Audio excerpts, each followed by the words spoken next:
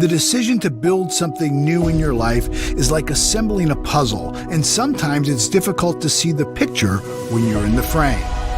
Start with what's most important and build out from there. What's most important to you? Your family? Your faith? Personal growth? Financial security? Your desired life can only be completed by beginning with the pieces that matter most.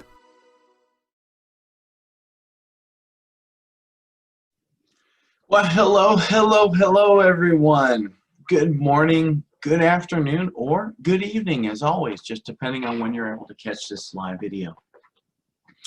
This is Labor Day weekend. I try to keep these all neutral, but a lot of people are currently celebrating the first line responders, those people who are working through all the situations that are currently going on with COVID. You've got wildfires going on. There's just a lot that seems to be happening today. And so I just wanted to tell you, I hope that you have a wonderful weekend. If you got a 3-day weekend, if you're working today, thank you so much for your contribution to making sure that we stay safe and that you are truly thought of on today as we celebrate Labor Day.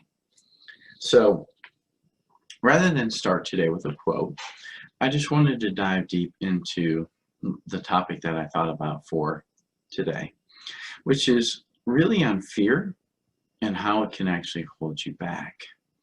You know, when I started doing these lives, the first thing that ran through my mind is, what if they don't like me? What if I say something that bothers somebody? You know, is it going to help somebody? You know, constantly throwing up the fears that I had in my head, slowing me down, and the aspect of the fear made me not want to do these live videos. And as I started doing them more and more, of course, it built up my confidence to where I was no longer fearful of doing these videos. And not only that, but I truly look forward to doing them for many different reasons. But I can tell you, there are so many people who have a true fear or phobia of getting out in front of people or just doing something live where they've got to be in front of a camera, and fear will truly cause them stress and grief and suffering. And so I just wanted to kind of hit on that subject and talk about things that it will do to you, and then just kind of give you some ideas of things that I've done to not allow fear hold me back. So the first one I put down is fear sees only the downside. While nearly every choice has an upside and a downside, someone in a fearful state only identifies the worst that could happen. Considering a blind date, all right, it might be awkward or boring, or maybe you have an opportunity for a new job. You might not be qualified because it's too difficult. Or like the addictive gambler who sees only wealth and riches as he approaches the roulette wheel, fear sees only failure and pain. Number 2, fear doesn't let you stop to think it through. Fear tells you to react immediately. If a woolly mammoth were chasing someone, as like your early ancestors had to run from, response was flight or fight. But today, when you're trying to decide whether to accept a lowball offer on your house or to have a particular medical procedure, stepping back to analyze options is absolutely a good thing.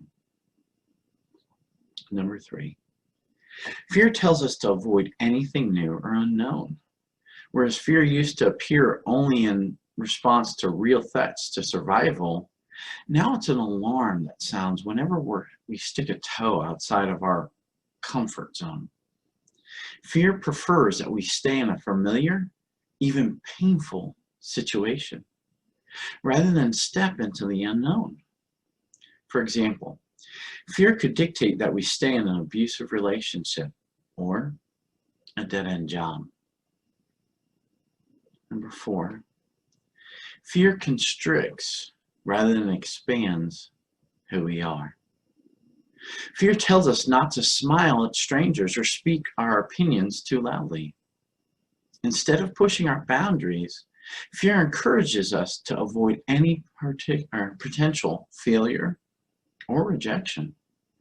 For example, we should not write that book, ask for that date, or apply for that promotion. I mean, I could list 100 things that fear will cause you to feel. I mean, for myself included, you know, if it was up to fear, we would hide in our beds instead of growing into who we should be. Number 5, fear obscures your intuition.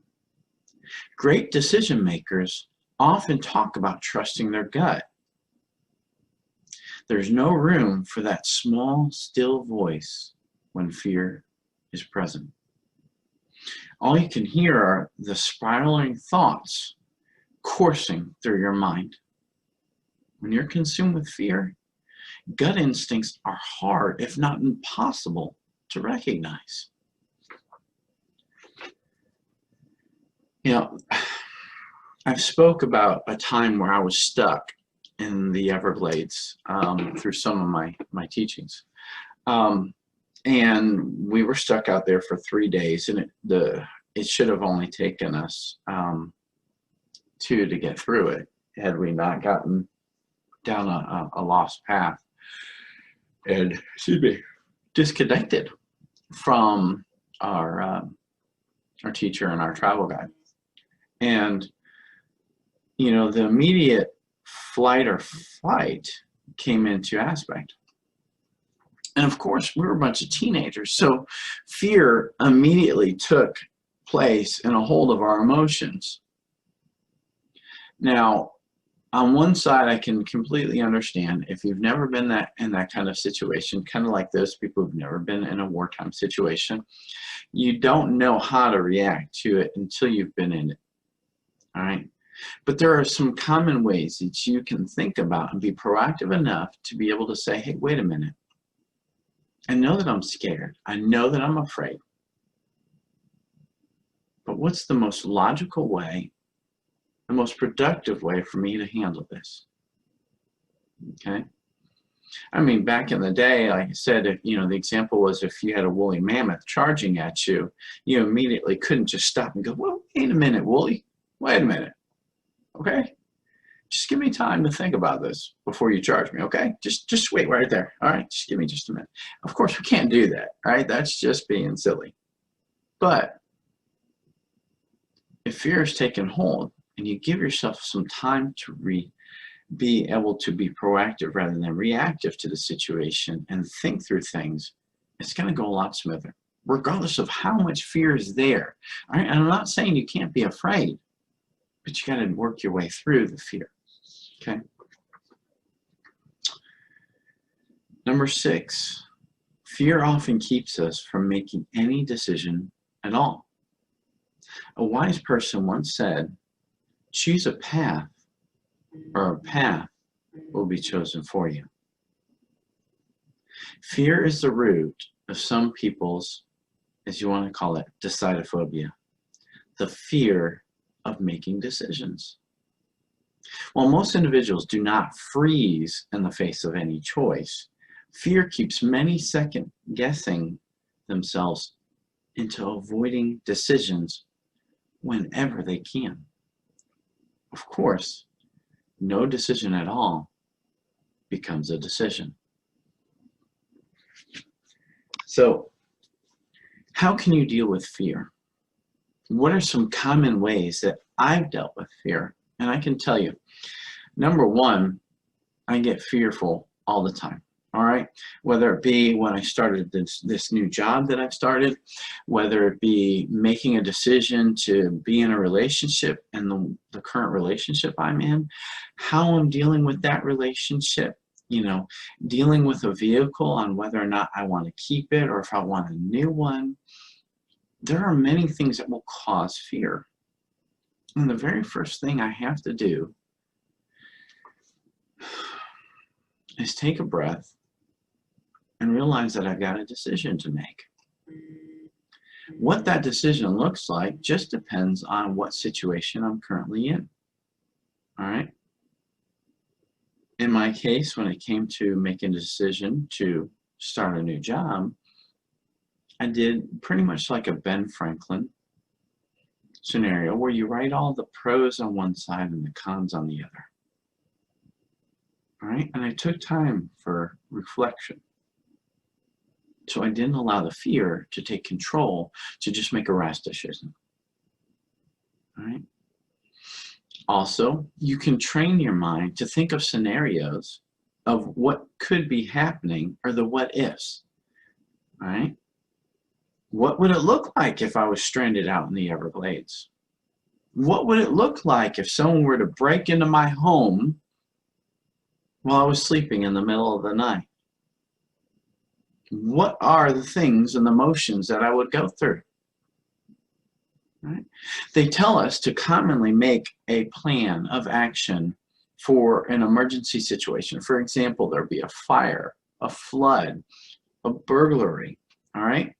And know the steps and the routines that it's going to take to be able to get out of your house in a timely manner. They even go on to say and urge you to practice a routine. For example, if you have a fire, all right? Stop, drop, roll, all right? Do you go towards the heat or away from the heat? Is someone trapped in the home, like your pets?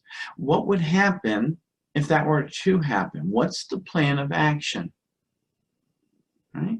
For example, you can put a sticker on the front of your house or any door entry that says, hey, I have pets. If you enter in to save me, please save my pets too.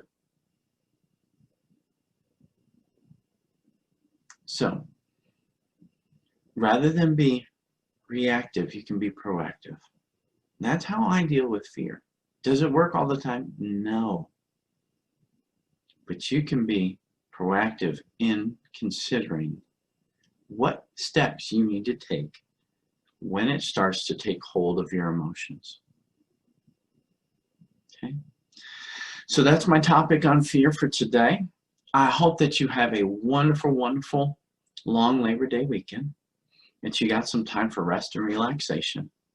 But more importantly, again, I'd like to just say thank you to all those first line responders, whether it be truck drivers, whether it be doctors, nurses, anyone who's working on the lines to support us during what's going on and some of the trials and tribulations. You know, life is rough. Nothing is ever promised easy to us. So don't allow fear to take a hold of your emotions. Enjoy the day to the best of your ability. Go out and give it your all, because we don't have to be 100% of the time. I think John Maxwell just had said something about that recently in one of the videos I watched. But you don't have to be on all the time. But make a decision to have some decisions made in your life. Don't allow fear to take control of you or your emotions. So, as always, be well, be blessed, take care of one another, and we'll see y'all